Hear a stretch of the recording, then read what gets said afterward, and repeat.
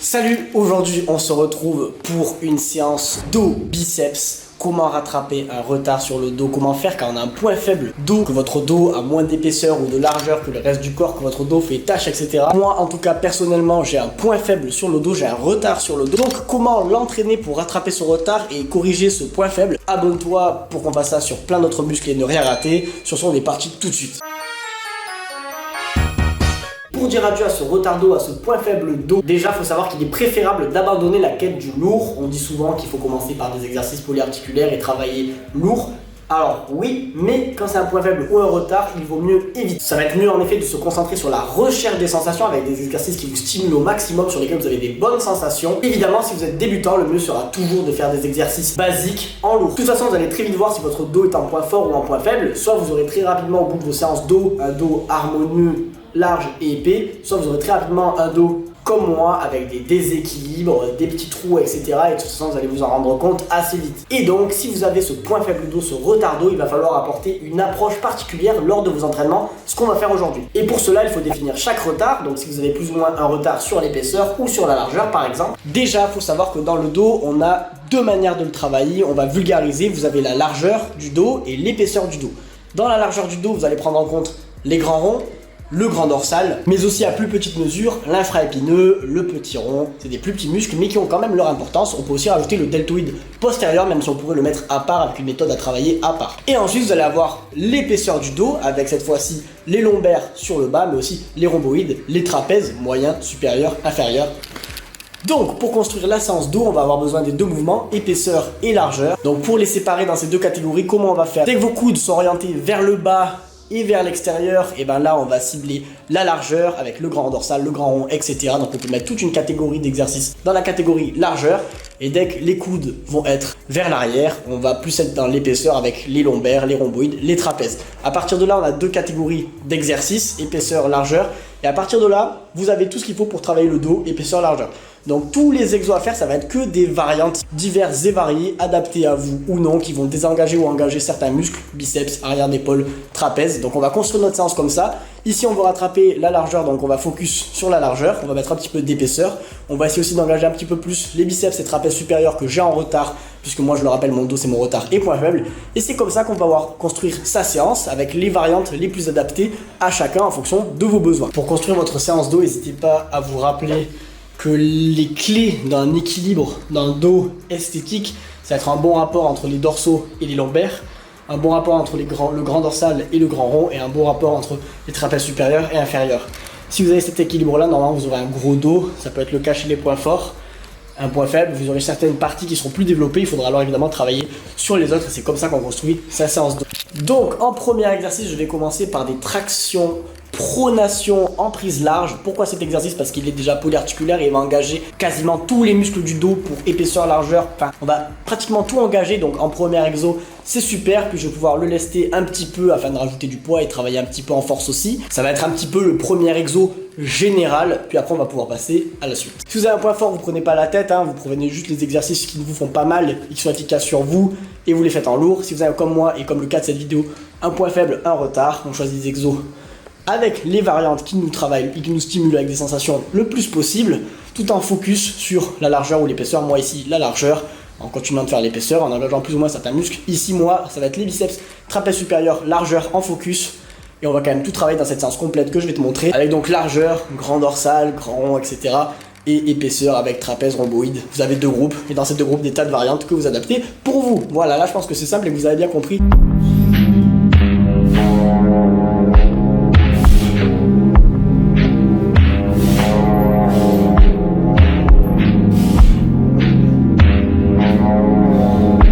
Pour le deuxième exercice, maintenant qu'on a fait un exercice généralisé avec les tractions pronation, avec un petit peu de lest pour ajouter de la force, on va passer à notre rattrapage pour notre largeur du dos, ma largeur du dos qui est mon point faible plus retard.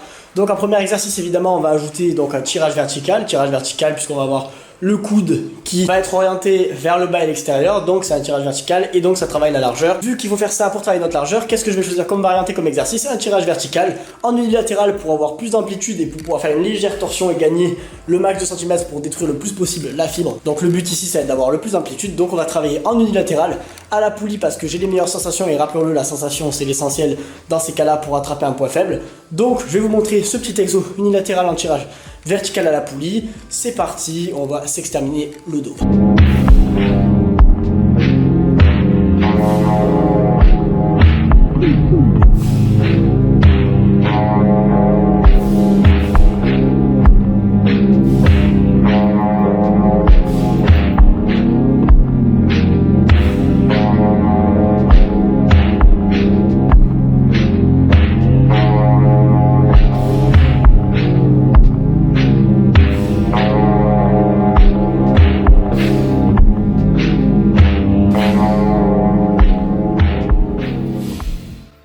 Comme vous avez pu le voir du coup sur les petits tips d'exécution, j'essaie de bloquer une seconde, de ramener tout doucement et de légèrement relâcher le dos pour retirer et aller chercher un léger pivotage sur la fin pour avoir le max d'amplitude.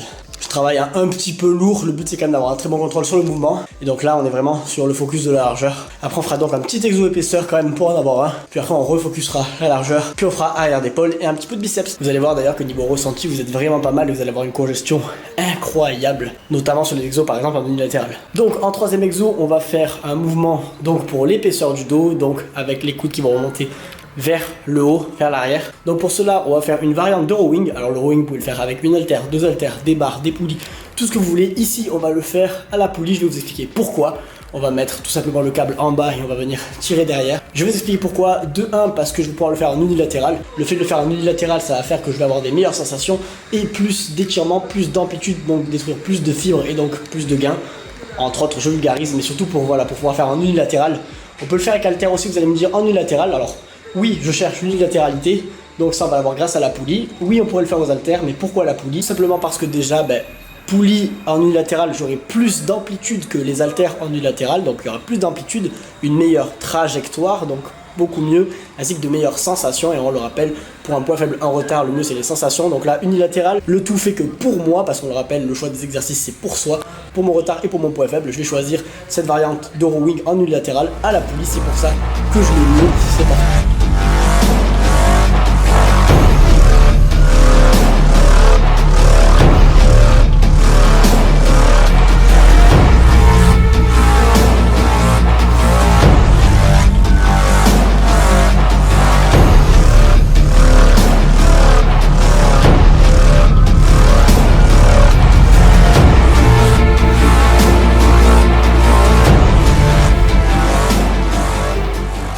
Voilà, donc sur celui-là, n'hésitez pas à vous replacer comme vous avez vu, comme je l'ai fait le plus souvent possible pour avoir un bon positionnement, pas avoir les coudes trop hauts, afin de ne pas trop engager le grand rond, rester dans l'épaisseur, à penser à bien ramener le coude, à bien se remettre, bien se pencher, etc. N'hésitez pas à vous replacer à chaque rep, même si vous le voulez. C'est important pour avoir une bonne exécution et pour ne pas faire cette variante-là pour rien.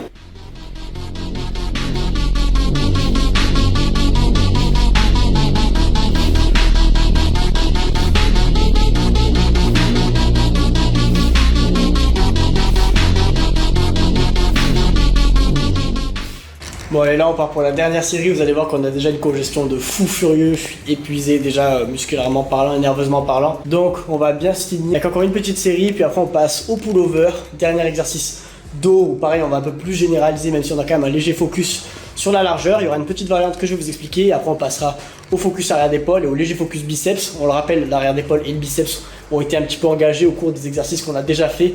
Simplement un peu moins, là on va un peu plus les isoler, notamment parce que chez moi c'est de retard, mon biceps sur le triceps et mon arrière d'épaule sur les épaules en général. Voilà pourquoi je l'isole à la fin, mais des fois vous n'êtes pas obligé de travailler l'arrière d'épaule si c'est votre point fort. Pas obligé de faire forcément les biceps, ou alors vous pouvez faire qu'un seul exo. Vous pouvez faire un exo brachial si vous avez un retard sur le brachial. Vous pouvez aussi faire les trapèzes supérieurs si vous avez un retard sur le trapèze supérieur. Je vous rappelle, vos séances sont personnalisées, ne prenez pas forcément la première séance d'eau que vous voyez sur YouTube, surtout si c'est votre point faible. Moi c'est fait pour moi, après je vous fais cette vidéo pour que vous puissiez vous en inspirer et vous essayez de vous transmettre le max de trucs, mais voilà. Donc dernier exercice 100% dos, on va faire du pullover. Pullover, cette fois on va le faire à la poulie et à genoux. Pourquoi à genoux? Tout simplement parce que c'est préférable d'être à genoux pour une meilleure stabilité, un meilleur positionnement. C'est mieux à genoux que debout, donc on va le faire à genoux. Si la poulie est réglable, eh bien réglez-la à hauteur des yeux à peu près. Sinon à vous d'ajuster la manière dont vous allez vous reculer, vous placer, etc. pour avoir le meilleur angle possible, pour les meilleures sensations possibles. Et ensuite voilà, le combo poulie plus à genoux. Je pense que c'est la meilleure manière d'optimiser le pullover à la poulie, cette variante là pour ce dernier exercice dos. Sur ce, on est parti, on va faire 3 séries. Je sais pas encore combien de répétitions, mais les séries longues, j'aime bien sur le pullover pour un meilleur ressenti. Et en dernier, on fera une série 200. Ça permet aussi de favoriser l'apprentissage moteur, donc le mouvement, et ça permet aussi de favoriser la récupération entre plusieurs séances dos. Et ça permet aussi de garder une certaine tension. Enfin, c'est top de le faire en série de 100, c'est un bon exo pour ça. Mais on va le mettre en dernier pour avoir quand même 3 bonnes séries à genoux, puis à l'échec debout. Et là, je pense qu'on a la meilleure optimisation possible du pullover. En plus, c'est moins stressant pour les articulations qu'à l'haltère. Donc, je vous recommande vraiment cette variante-là pour votre pullover. N'hésitez pas à tester. Si vous n'aimez pas, vous pouvez continuer à le faire debout ou autrement. Mais pour moi, c'est la meilleure. On y va.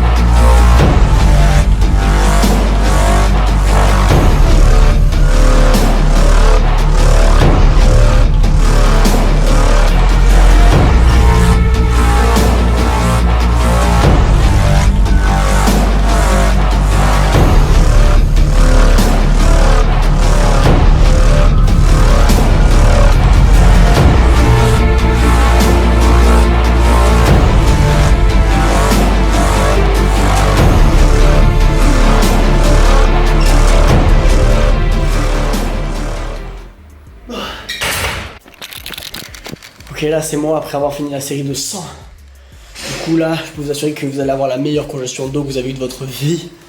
Et si vous n'avez pas le dos détruit, de là plus pouvoir faire une rep de quoi que ce soit et que vous n'êtes pas KO, c'est que vous n'êtes pas assez donné parce que la séance est incroyable sur moi, après avoir sur vous, mais je vous invite à la tester. Et la série de 100 pullover, faites-le, meilleure sensation pour le dos possible.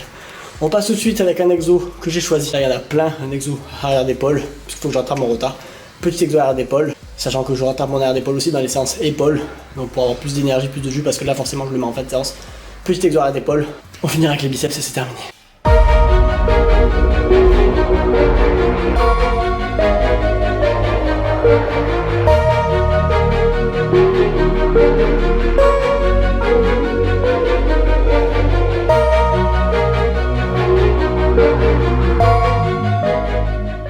Si rappelez que vous n'êtes pas obligé d'isoler l'arrière d'épaule en fin de séance. Moi j'ai un léger retard, je vous le dis, sur la largeur du dos, mais aussi sur l'arrière d'épaule et un petit peu sur les biceps. Mais souvent vous pouvez faire aussi des trapèzes supérieurs s'ils sont moins développés que les inférieurs, pour ceux notamment qui ont des points faibles en épaisseur. Vous pouvez faire plein d'autres choses que vous n'êtes pas forcément obligé de faire comme moi, comme je l'ai dit.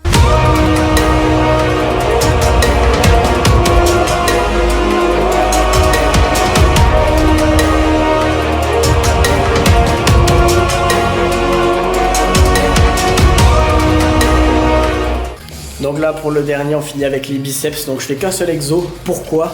Parce que je fais aussi une séance épaule-bras où je vais bien dégommer mes biceps. Alors oui, mes biceps sont en retard sur mes triceps, donc je fais un petit peu les biceps en fin de séance de biceps, en faisant donc un exo biceps, mais ça n'empêche pas que les bras en général sont mon point fort, que mes bras sont disproportionnés par rapport à mon pec, mes pecs, mon dos. Donc je fais une séance épaule-bras où je fais bien biceps triceps, et après je fais juste un exo triceps en pec triceps et un exo biceps en dos biceps. Là ici je fais du Harris Scott parce que c'est l'exo que je préfère en termes de sensation, pour faire un petit peu les biceps en plus de la séance épaule-bras. Et sur la semaine, mes biceps en séance épaule-bras plus le petit exo biceps en séance de biceps suffisent largement pour avoir mes gros bras, sachant que c'est mon point fort bras, donc c'est pour ça que je le fais. Et un seul exo ça suffit, sachant qu'on engage déjà les biceps dans pratiquement tous les exos dos qu'on a fait dans cette séance.